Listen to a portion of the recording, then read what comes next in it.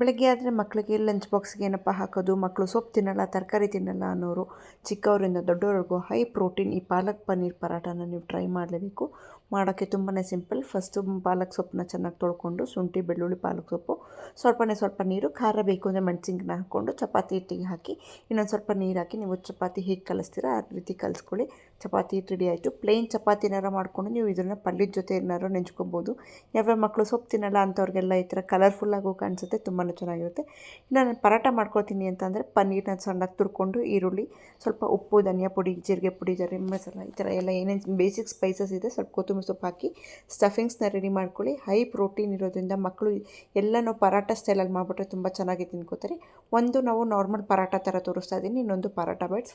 First ಪರಾಟಗೆ ಸ್ವಲ್ಪ ನಾವು ಹೇಗೆ ಅಗಲ ಮಾಡ್ಕೋತೀವಿ ಅದು ಮಾಡಿಕೊಂಡು ಸ್ಟಫಿಂಗ್ಸ್ ಎಲ್ಲ ಹಾಕ್ಕೊಂಡು ಚೆನ್ನಾಗಿ ಹೋಳಿಗೆ ಅಥವಾ ಆಲೂ ಪರಾಟ ಹೇಗೆ ತುಂಬ್ಕೋತೀವಿ ಆ ರೀತಿಯಾಗಿ ನೀವು ತುಂಬಿಕೊಂಡು, ತುಂಬ ದಪ್ಪನೂ ಬೇಡ, ತುಂಬ ತೆಳುನೂ ಬೇಡ, ಮೀಡಿಯಮ್ ಸೈಜ್, ಸ್ವಲ್ಪ ದಪ್ಪನೇ ಇರಲಿ ಪರಾಟ. ತುಂಬ ತೆಳುಗಾಗ್ಬಿಟ್ರೆ ಗಟ್ಟಿಯಾಗುತ್ತೆ, ಕ್ರಿಸ್ಪಿ ಆಗಿಬಿಡುತ್ತೆ. ಸೊ ಸಾಫ್ಟಾಗಿ ಬೇಕು ಅಂತಂದರೆ ಸ್ವಲ್ಪ ದಪ್ಪಕ್ಕಿರಲಿ, ತುಂಬಾ ಚೆನ್ನಾಗಿರುತ್ತೆ. ಇನ್ನೊಂದು, ನಾವು ನಾರ್ಮಲ್ ಚಪಾತಿ ಹೇಗೆ ಉತ್ಕೋತೀವಿ ಆ ಥರ ದೊಡ್ಡದಾಗಿ ಚಪಾತಿ ಉತ್ಕೊಂಡು ನಂತರ ಅದರ ಸ್ಟಫಿಂಗ್ಸ್ನ ಅಷ್ಟೂ ಕಡೆ ಸ್ಪ್ರೆಡ್ ಮಾಡಿಕೊಂಡು ಲೈಟಾಗಿ ರೋಲ್ ಮಾಡಬೇಕು. ಇದು ಮಕ್ಕಳಿಗೆ ಪುಟ್ಟ ಮಕ್ಕಳಿಗೆ ಬಾಕ್ಸಿಗೆ ಹಾಕೋಕ್ಕೆ ತುಂಬಾ ಚೆನ್ನಾಗಿರುತ್ತೆ. ಟೈಟಾಗಿ ರೋಲ್ ಮಾಡಿಕೊಂಡು ಎಡ್ಜಸ್ ಎಲ್ಲನೂ ನೀವು ಸೀಲ್ ಮಾಡ್ಕೋಬೇಕು, ಸ್ಟಫಿಂಗ್ಸ್ ಆಚೆ ಬರದೇ ಇರೋ ರೀತಿ.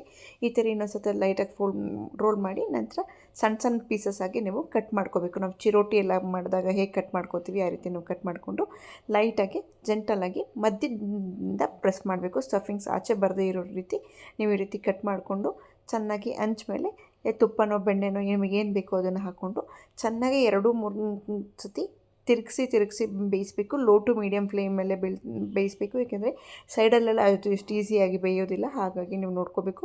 ಪುಟ್ಟ ಮಕ್ಕಳಿಗೆ ನಿಜವಾಗ್ಲೂ ಇದು ತುಂಬಾ ಚೆನ್ನಾಗಿರುತ್ತೆ. ಚೆಲ್ಕೊಳಲ್ಲ, ಮುರ್ಕೊಳಕ್ಕೆ ಬರಲ್ಲ ಅಂಥವ್ರಿಗೆ ಆರಾಮಾಗಿ ಒಂದು ಬೈಟ್ ಒಂದು ರೀತಿ ಬಾಯಿಗೆ ಇಟ್ಕೋತಾರೆ. ಮಕ್ಕಳು ತುಂಬಾ ಇಷ್ಟಪಡ್ತಾರೆ. ಹೈ ಪ್ರೋಟೀನ್ ಕೂಡ ಆರಾಮಾಗಿ ಎಲ್ಲ ಸೇರಿಸ್ಬೋದು. ದೊಡ್ಡವ್ರಿಗೆ ನಾರ್ಮಲಾಗಿ ನಾವೇನು ಸ್ಟಫಿಂಗ್ ಮಾಡ್ಕೊಂಡು ತುಂಬಿಕೊಂಡಿದ್ವಿ ಅದನ್ನು ಎರಡೂ ಕಡೆ ಚೆನ್ನಾಗಿ ಆದಷ್ಟು ತುಪ್ಪ ಹಾಕ್ಕೊಳ್ಳಿ, ತುಂಬಾ ಚೆನ್ನಾಗಿರುತ್ತೆ ಪರಾಟಾಗೆ.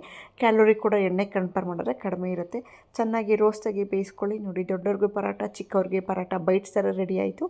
ದೊಡ್ಡವ್ರು ನಾವು ಟ್ರಾವೆಲ್ ಮಾಡ್ತಾ ಇರಬೇಕಾದ್ರೆ ಕೂಡ ಕೈ ಪದೇ ಇದು ಮಾಡ್ಕೊತೀವಿ ಅನ್ನೋರು ಪಿಜ್ಜಾ ಥರ ಈ ಥರ ಕಟ್ ಮಾಡ್ಕೊಂಡು ಎಂಜಾಯ್ ಮಾಡ್ಕೋಬೋದು. ಸಿಕ್ಕಾಪಟ್ಟೆ ಟೇಸ್ಟಿಯಾಗಿದೆ, ಖಂಡಿತ ಟ್ರೈ ಮಾಡಿ. ನನಗೆ ಕಮೆಂಟ್ಸಲ್ಲಿ ತಿಳಿಸಿ.